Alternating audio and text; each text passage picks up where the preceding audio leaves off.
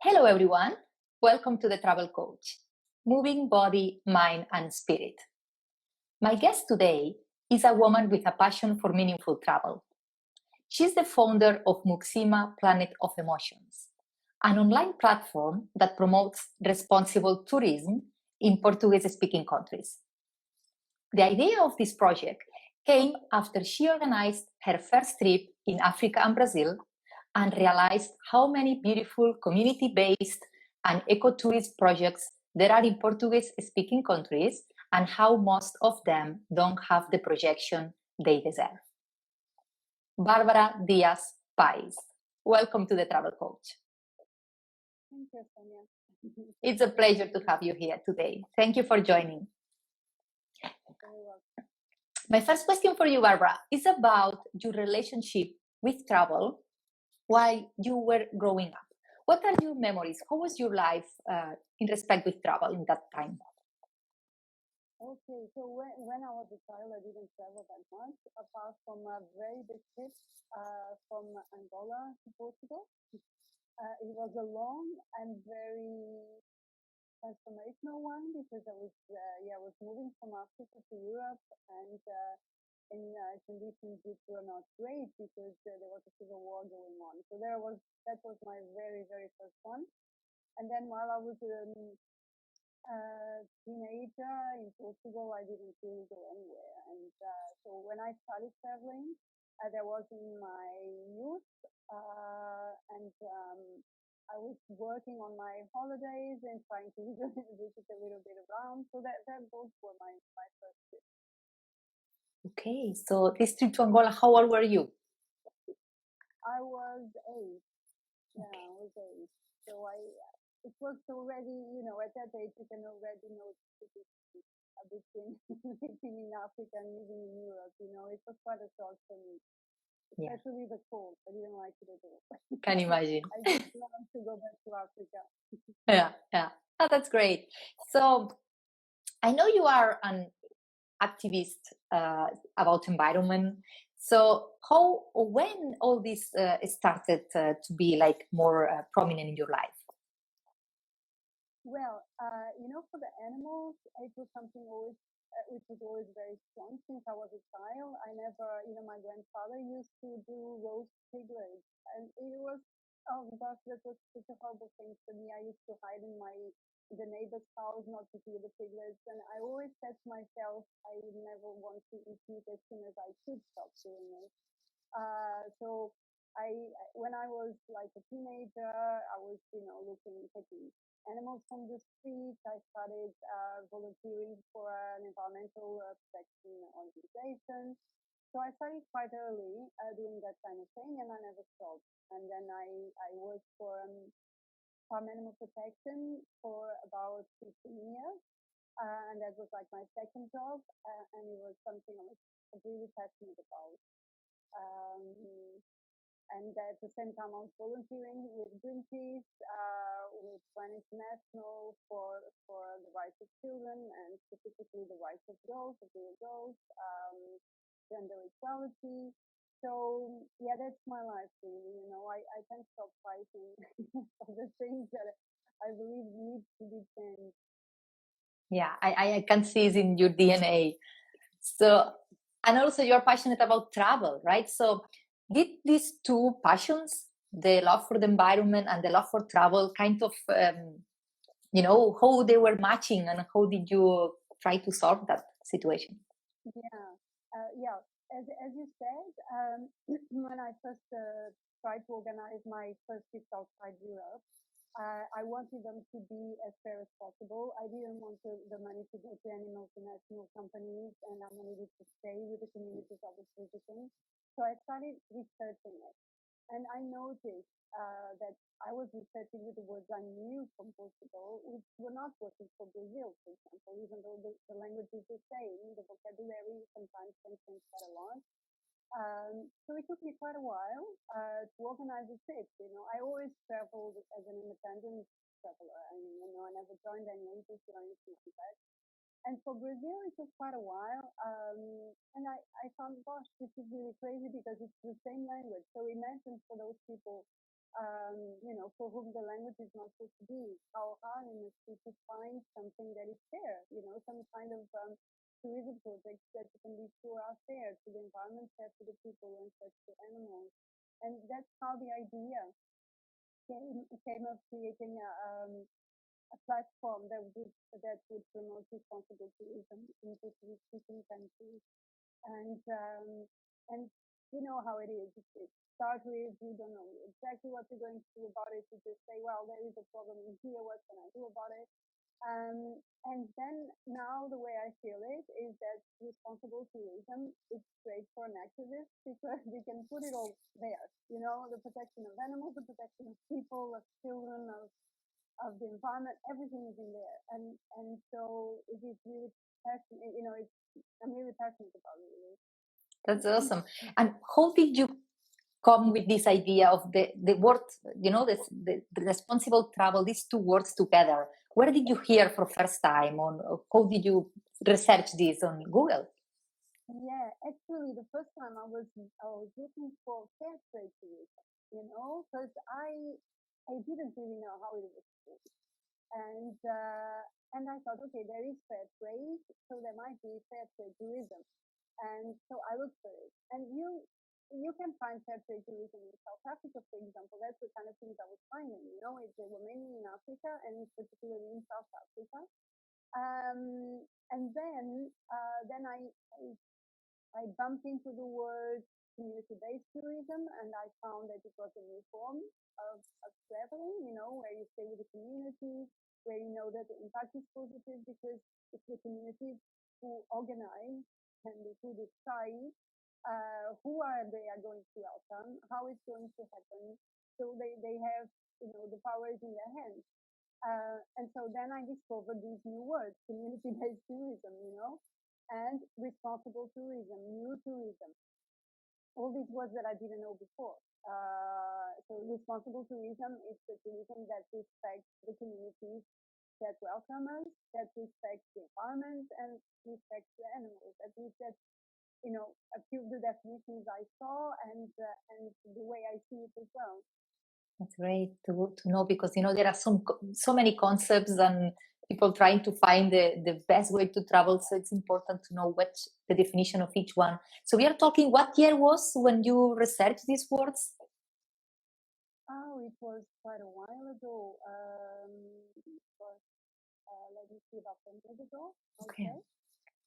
Okay, so maybe people was not so, because now with COVID, people is more, conscious and aware, but 10 years ago, it was not so. Yeah, it was not so. Did you agree? Even Yeah. now I find more easily stuff, maybe because I know the words that I need to look to research, But I think now people are hearing more about sustainable tourism, in particular, yeah. Yeah, the education, the consciousness is more about. I agree. Yeah, exactly.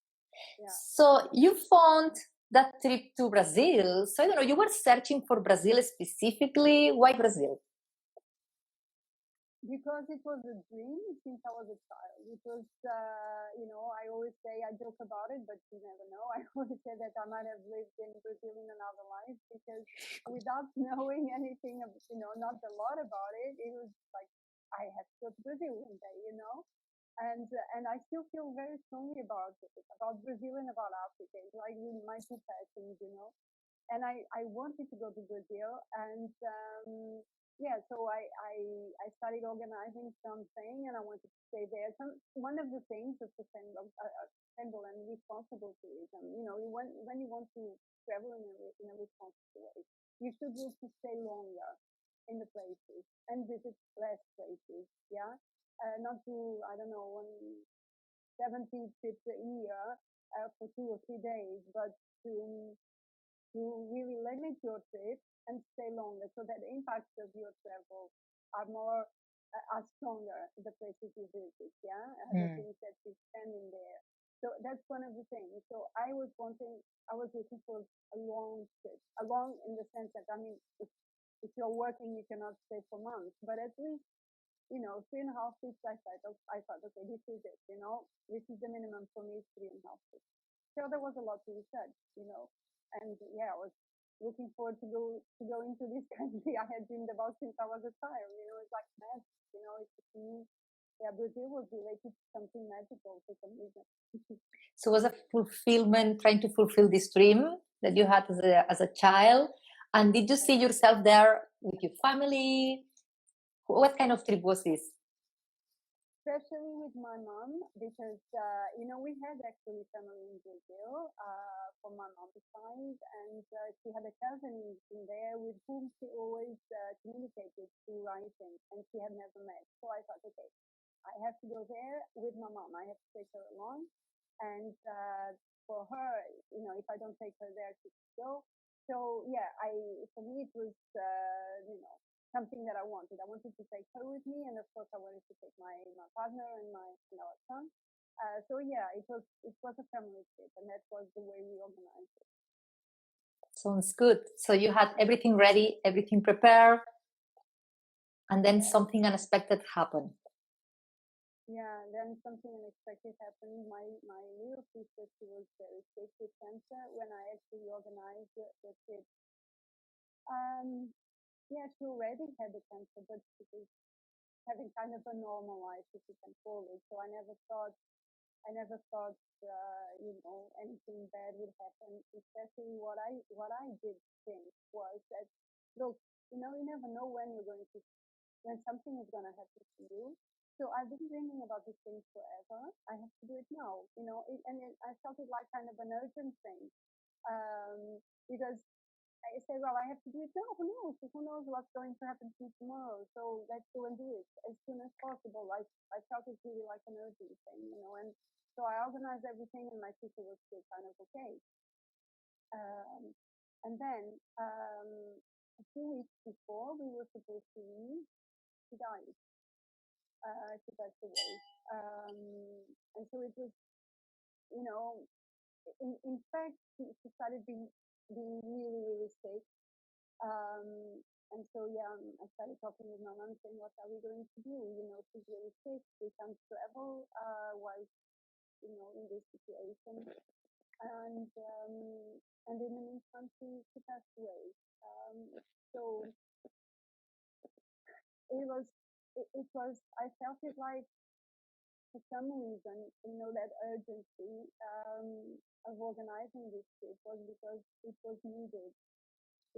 This trip was really, really needed for my mom and I. We really needed to get away and to get to know something we had always dreamed about, to help dealing with a nightmare that we were going through. So that's what happened. We left to Brazil a few weeks after my sister passed away, and I remember being in the boarding home, and both of us, we were looking at the screens in Rio de Janeiro and thinking, oh my God, we always dreamed about this, and now we don't feel anything about it. We were just like kind of, with your son, yeah, after a loss. So we were there looking around, it's like, my God, how can you dream about something now that you have it? You're not feeling any joy, yeah, so yeah, that's how it happened. Yeah, I suppose it was not easy in this situation. Lots of thoughts, right? What's the right thing to do? Also concerns, because it's a faraway trip, so it's not that going to the next neighborhood trip. So it's in another country, in another continent. What if you feel unwell? So I don't know. What were the concerns that you were thinking, and how did you overcome eventually? Yeah, in fact, to things become worse, I became really sick after my sister passed away, and I had to go to the hospital, stay there 2 days, and when I came out of there, I only had like a few days before leaving to Brazil, and I was really worried about it because I was not feeling particularly strong and healthy. And we were going to community-based projects. We were going to places which were quite isolated, far away from big centers. So it was a bit worrying. I wasn't feeling, when you're not feeling completely well physically, and you have to go to another continent and not knowing what's going to happen and how you're going to feel. yeah, but still we went there. It's natural, the fears. So how did you overcome these fears? Did you, who helped you, or what kind of thoughts or positive you trying to remember that actually encourage you to make this decision? Oh, well, I just thought I had to do it. You know, I organized this for a long time. I researched it for about 2 years, and I said, no, I'm going to do it. Then Okay. let's see what happens. It You felt know, right. It felt the right yeah, thing to do. yeah, Okay, it does. It is. Yeah. that's great. Yeah. So you went, all the family, right? Everybody went ahead. And what happened when you arrived there? What do you remember? How do you remember the experience of landing in Brazil? Your dream come through. What happened from there? It was, yeah, it was just amazing because when we arrived there, we had family that we met straight away, but actually not that one from Brazil, but some other Brazilian people who had been in Portugal. And so, yeah, we could share with them the pain because they had known my sister, and it was reconforting. You know, it was something that helped to heal. And then when we went to this faraway place in the northeast of Brazil, um, the lady I had been communicating with when I organized the trip, we were going to stay in several different fishing villages with the villagers. And so when we arrived there in Fortaleza, and this lady came to welcome us, she knew what I had been through, you know, that I had been sick, that my sister passed away, she knew everything. And she said to me, you know, this is exactly what you're needing now. I'm really sorry for what happened to you, but you can be sure that you'll feel better after this. This is what you've been, this is what you need just now. And so there we went, a bit worried still. Through this, we did like I don't know how many hours of road to go to this little first village. And I think the warmth of the people, the warmth of the people, the way they welcomed us, the way they made us feel like family. It is such a different thing. I think when you read things like this, you don't want to go to a hotel anymore because in a hotel you feel like it's something cold and you're a client. And in there you were a guest. You were kind of a member of the family. They were doing all they could to you to feel well. Um, we were eating the best food I ate in my life. You know, it was all home cooked food, where they were picking the vegetables and straight from the garden to the kitchen. Everything was so fresh. Everything was so delicious. That it is just incredible. You know, I always think that was the cure I was needing for everything. And looking back, as you know, I said, "Oh my gosh!" Actually, when the thing happened with my sister, my partner said to me, why the hell did you organize a trip like this when your sister was not completely well, you know? And then once you do it, I said, yeah, I don't know. I felt this urgency that I had to do it. And then when we went to these places, gosh, it's like, yeah, that was the right thing to do, and for some reason I felt that I had organized that trip, and that was the thing I needed after what happened, because losing my sister was uh, actually horrible. I felt like a part of my body was when I learned about what happened to her. It felt something really physical, not only the pain that she feel, but it was like a part of my body had been just thrown out. It was something really physical, and that's why I ended up in the hospital. It was so hard, and that feeling that I got from traveling to those places was what I needed, and that I found it really magical. It was something incredible, and so I really recommend community-based tourism for people who want to live something transformational, something that is completely different from everything else, because being a guest is completely different from being a client. And really, I really recommend everybody being a guest to travel. Really, listening to your story, Barbara, I just have goosebumps how you explained that you didn't know how or why you were organizing this trip, even your husband telling you, but what you were thinking, and but something led you to do it, and then you connected the dots looking backwards, right? It's what Steve Jobs says, that we cannot connect the dots in front looking forward. You don't know what you do things, and then when you are there, you understand this is what I needed to feel, to go through this grieving. And that's super powerful story. So beautiful story. What do you think that you realized? Do you remember a point in your trip that you were realizing that you were actually healing, that you were actually feeling better? Was a moment that you realized, oh my God, I'm smiling? Or was something like more sequential, step by step?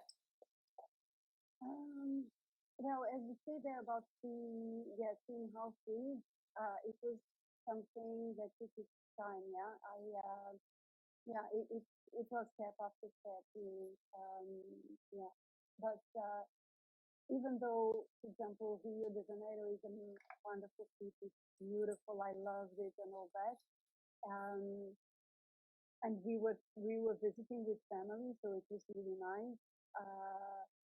I think the most transformational thing was really staying with the community. And and another thing that I forgot to say is learning about their struggle.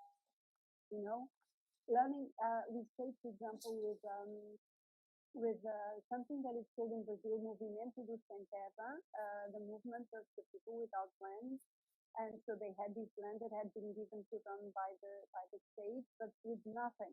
They went there, and it was a piece of land, but there was nothing. There was no houses, nothing. They had to build everything from scratch. And staying with them, learning about their struggles, learning about how much they suffered, how much they had to fight to have a normal life, and the beautiful things they did with it, as a community, all together, the things they built. All these, when you're suffering, shows you that, you can do it. And the generosity, because they usually are the people who give more, the people who have less and give more, and this is a big lesson, right? Definitely, yes. And it shows you that you can overcome difficult moments in your life, because they did. They were saying to us that sometimes they got tired, because I mean, you start growing the stuff, the plants and so on. It's not from one day to the other, and they were just given this land without anything, and there was no income, there was nothing.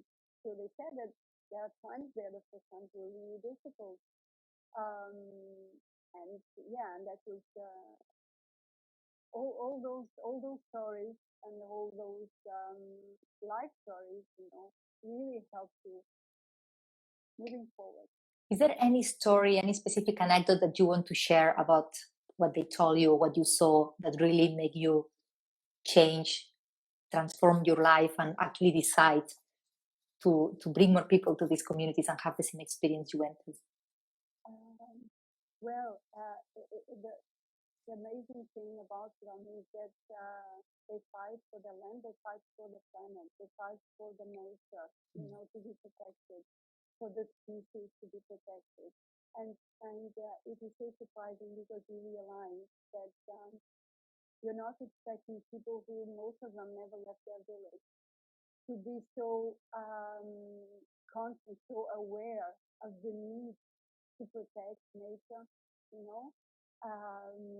and I found that absolutely amazing, and that their fight for nature and for the species that inhabit the area they live in, I found it absolutely incredible, and how they were getting together to fight for it, and to make people aware, and to every time they were welcoming visitors in there, telling them about everything and how they did it, and how they were winning some fights and losing another one. And actually, when I went to those places already before going there, I was thinking, gosh, this is amazing. When I'm visiting them, I'm also happy. I'm also supporting their fight for those causes. I'm not just going to pay a hotel room. You I could relate continue to with the same kind of, yeah, ideal. Yeah, yeah, exactly. I was like surrounded by activists, but not the kind of activists I used to know in the NGOs, but those ones who were there just fighting for their land, and yeah, it's just incredible. Yeah. beautiful, beautiful. Is there anything, if you get to do this trip again, or you could just go back in time, is there anything you could do different? Uh, yes, there is one. And I don't know if that's the kind of thing you're looking for, but that's something that I still think about that hurt me a little bit. It was that, in the end of that stay with the village, within the villages, we went to a lodge in Jericoacoara, which was a cute little thing, and that was for my son, because children like to have a swimming pool and that kind of thing. But it was a small structure; it was not a chain or anything like that. So it was still kind of responsible tourism, but not, not activist or anything like that. And we went there, and there was this cat that used to visit people at breakfast. And the cat really came to me because I love animals, and I love being in contact with them, and communicating with them. And the cat came to me from the first day, and she was charming all the time, and she was so sweet. And one of the guys of the lodge said to me, "We've been trying to catch this cat for a long time to neuter her, so she doesn't have kids. Could you help us with it? Because you are the only person who trusts it. She doesn't let anyone touch her." And I said, "Okay, I trusted the guy." And in fact, what they did was that they took the cat and they just abandoned the cat somewhere. I don't know where. And even all these days after that, I feel so bad about it. I feel really, really bad about it. So I don't know if this is a lesson that sometimes you can trust anyone. You can trust people you don't know when they I thought I was helping that cat, not for her to have a lot of little ones that would be there starving and roaming on the streets and so on. And I did something so horrible, you know? And that's something that still hurts for me because as an animal protector, I help an animal being abandoned in the middle of nowhere, So yeah, what could I have done differently? Maybe not, Yeah, you didn't know. yeah, yeah. Maybe asking for more information, maybe saying, okay, but I'm going with you. I don't know. I don't know what I could have done. Yeah, that it was the only bad thing, but it was not in community-based tourism. It was Yeah, in it was nothing private. about the trip and the community. Yeah, Wow, Barbara, time flies. And we're having so much, it's so inspiring, your story. And I need, that at the end of the interviews, I always like to ask, because I love collecting hidden gems from all around the world. So if you would like to share with us somewhere in your town or region that is a must, that if we go there, we should see, what this could be. All right. So that would be a region in Portugal. It's called Alentejo. It's towards the south of the country. It's a region that I love because you have the impression that you can travel back to past. It's quite well preserved. You don't have buildings, you only have little houses. And one of the times I visited there, we went to a village where we arrived. It's a tiny little village called Serenza, and we arrived there in the evening. And the church and the main center of the village was I don't know how to say it in English because now illuminated. There were with the lights. with Mm-hmm. yeah. And when we arrived there, and it was like everybody was thinking that my mom, because we always travel with my mom, my partner, my nephew, my son, we arrived there in the evening. It was really good, with this church and these lights, and we were saying, "Oh my God, this is magical! It is like Christmas." you know. And I just loved that little village. It is a place that I still think about. It's called Cerença, in the south of Portugal, and it's actually, and now talking with you, I'm wondering if it is Alentejo or Algarve. I think it's Algarve. It's in the very, yeah, it's in the very south of Cerença. But yeah, it was like a magical experience. Is there any season in the year that is specifically beautiful, or anytime? I went there in the summer, and in the summer it was quite nice because there were a lot of things being organized in the village, so you could actually interact with the villager, with the village people, because everybody was dancing together and singing together and all that. So yeah, I think summer is a nice time, and it's not crowded or anything. It's just a village, Yeah, so, yeah, not so famous. Yeah, but Good. you interact with the people, and yeah, I found it quite magical, that little place. Yeah, sounds amazing. Wow, yeah, we take notes of that for sure. Okay, Barbara, last but not least, if anybody wants to contact you, what would be the best way to do so? Well, I think the best way would be here through Instagram. There is the profile of the platform that I founded, which is called Muxima Emotions. So Muxima, Muxima, and Muxima it means heart in Kimbundu, which is a language from Angola where I was born. So I actually like, it's not for the meaning that I chose the word, it's for the sound. I like the sound. So that's why it's called Muxima. It's called Muxima Emotions. And the best way of following us, I think, is here on Instagram.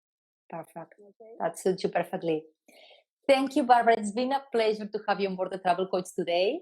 And I wish you and everybody tuning in safe and happy travels. Thank you, Barbara, again. Thanks for welcoming. Have a lovely day. Take care. Bye. Bye.